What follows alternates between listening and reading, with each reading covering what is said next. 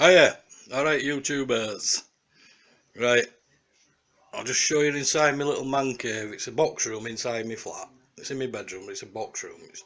It's not a bad size actually. I've had a tidy up because everything was just thrown in. I still need to make some more shelving. I've got like all my cook kit up there. There's a gas stove there.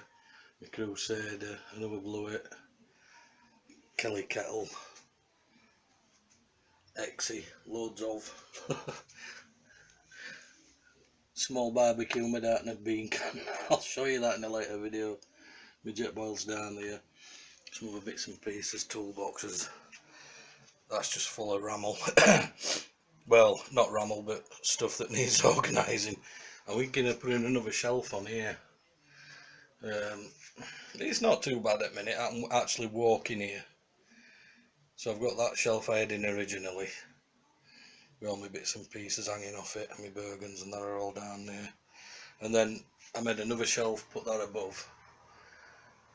Got my fishing reels and bits and pieces and stuff up there. That needs organising a bit more. My fishing rods and that, my fishing rods and my poles, they actually fit in airing cupboard. So that's freed me up some space, to be honest.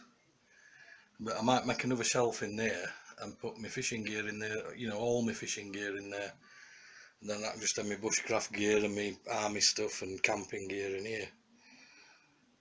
I'm missing like a little workbench. It's small. I've got a little vice as well, a little bench vice for little tiny bits and pieces that, you know, just need holding now and again. Underneath I've got my jerry can and bits and pieces, more toolboxes. Yeah, it just needs a bit more fettling. Maybe even get another shelf up here, but then I'm going to struggle to get into my bench then if I need to do any bits and pieces. So yeah, that was just a quick look inside my man cave. I'm going to do a little project because I used to make loads of these and ended up getting them all away. And now we're getting back into summer, I want to use a meths burner. And I don't really want to pay for a Trangia, so I'm going to use, you'll have seen them made before, Yanks across the pond. I think they call them the Fancy Feast or cat food tin stove or something like that. Yeah, you'll know what I mean. And they use a tomato puree tin and a cat food tin, but I found a small tin of garden peas, and if you look at that, I'm not even going to have to cut it. You'll see how I make it in a minute, because that height there is going to be ideal, and you'll see when I make it. So basically the contents are going to come out. I'll put them into containers. That tomato puree is going to get used tonight anyway, because I'm going to make a spaghetti bolognese, but I'm not doing cooking with Carl tonight. No, that's for Friday night. Yeah, garden peas, I'll put them in another little container. But you'll see how it's going to work. The puree can will go inside that one, like that. And then you've got a gap around the outside. Cut some little slots in the bottom to allow your meths to get in. And then I'm going to use rock wool, or, you know, just loft insulation basically. I've not used that before, but I have used like lamp wicking. You can use the carbon fibre, you know what plumbers use when they're soldering and welding and stuff like that. That's expensive. But I've not tried loft insulation. I want to give it a go, see what happens. And then happy days, I can use it in conjunction with my Hubble stove, or even on its own, and it's lightweight, lovely jubbly. Okie doke. So I'm not going to bore you now to make it, so I'm going to crack on, make it, put it together, give a quick briefing on it, how I've made it again, just to remind you, and then I'll do a boil test in that, just see how quickly it does it. Bearing in mind, it's, you know, it's nice and warm, it's indoors, so it's going to be quite a fast boil time. But in winter time, meths is a bit slow. But this is the fastest meths burner, I think, anyway, in cold weather. Right, without too much gassing on, I'll fetch you back when I'm ready. Right guys, so moving on, I'm sure you've seen all these videos before anyway. The easiest one with a pecan, and this one were a ring pull one, and you have a little lip, so I just got pliers and just nip it in all the way around so you don't have a sharp edge. The most important part is the tomato paste can. Okay, you've got to take both ends off. The bottom end, cut some V's in it all the way around the bottom edge. Now this is to let the meths soak into your wicking or your whatever you're using. I mean, some of them don't even use it, they just use pure meths or bio or whatever it is. But I prefer to have some wicking in there, and this allows it to come through. And then in the top, just drill a couple of little holes to allow venting. You'll see why in a minute. Right, so difficult doing it with bloody one hand. Here we go. Right, so that's how it's going to sit in the can, and then my insulation is going to go down inside that. So you can see now why I've done them vents at the bottom, because you pour your meths in the top, and then it's going to let it soak into the wicking. Yeah, so I shall bring you back in a second when I've done that part, because I'm just using a phone one-handed. Right, bring you back in a sec. Important safety aspect: if you are using fiberglass out your loft or out like that, make sure you're using eye protection and gloves. I just thought I'd say that, just to be politically correct. Fuck off. Anyway, just make sure it's all compact and even, and you can see it coming. You know the little triangles we just cut out in the bottom of the paste can?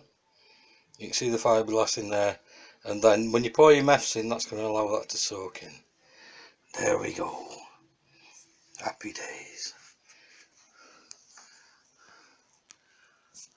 Right, and then we'll take this out. I'll show you a different way to do it in a second. Bear with me. Take these bloody pegs out, because this hobo stove, I can use it for anything. XE, Tinder, the lot. But I love using this. There you go. Straight in. Yeah. Let's have a look at the height without putting pegs in. Do you know what? How the fuck have I done that? That is spot on. That height is absolutely perfect without putting any pegs in my hobo stove, because you can sit a Crusader mug or any metal mug straight on top of it, and look at that without my pegs in my hobo stove. That's bang on top. Awesome, love it. I'll show you this. Right, I'll show you with the with my Crusader mug. Watch me knock things all over bloody money.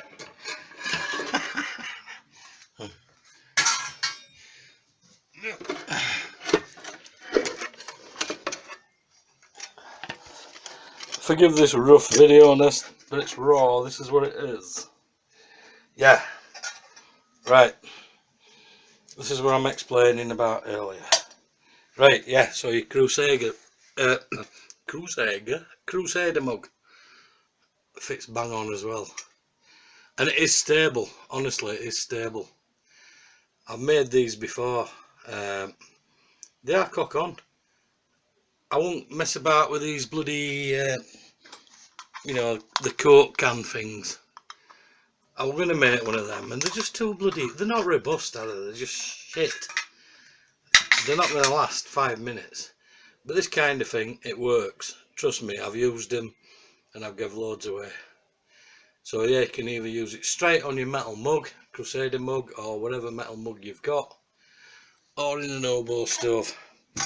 Bang on. Right, I'm going to do a boil test. I'll bring you back, I'll tidy up, and we'll do a boil test. Catch you in a bit.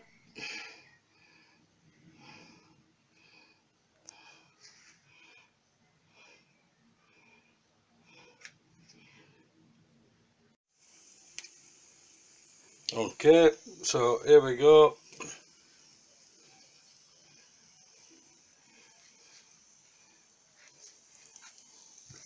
Put lid on.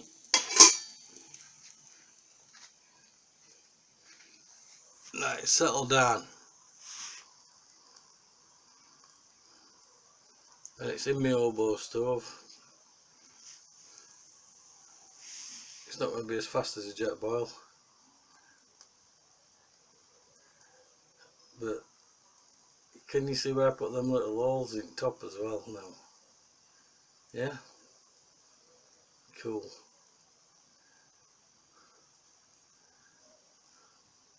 I mean, my jet boil does it in just over a minute, but you know, come on. We're talking about meths in a bloody couple of tin cans that weigh nout. Yeah, I love it.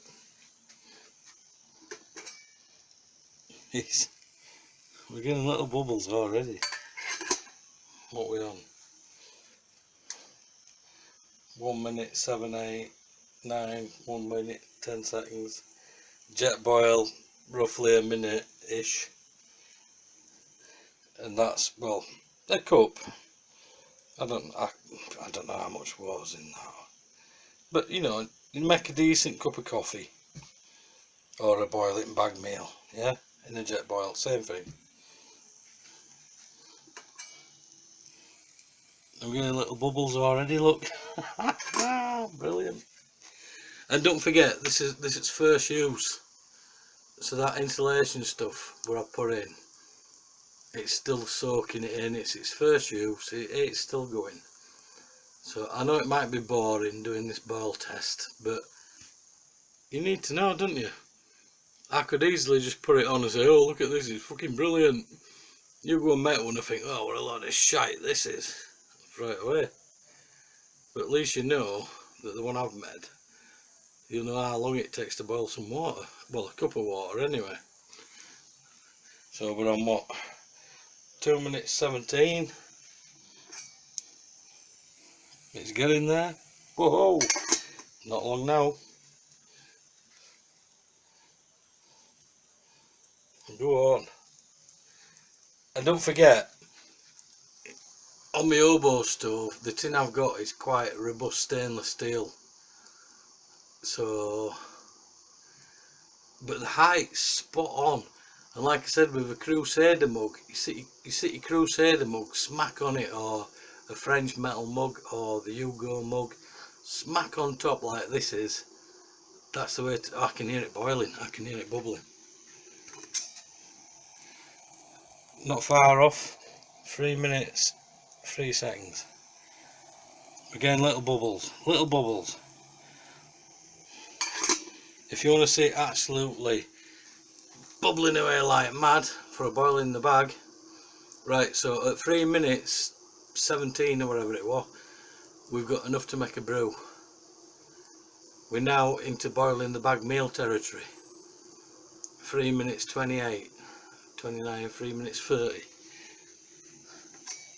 Oh yeah, we're cooking on, look at that. We're proper boiling. 3 minutes 40. Yeah, awesome. Yeah, happy days. So you don't have to spend loads of money on survival kit or bushcraft kit just because it says you need to buy this one, you need to buy that one. Make your own, do your research, go on YouTube, look at my videos, look at other videos. You can buy this stuff cheap as chips. And the beauty of this oboe stove where I've got, you can use natural stuff in it as well, and hexamine block. And it were all cheap as chips. Look at my other video, I'll put a link to it. Oboe, here we go, look, that's full on. Right, full on boil. 4 minutes 32 seconds. Happy days. Right. I'm happy with that.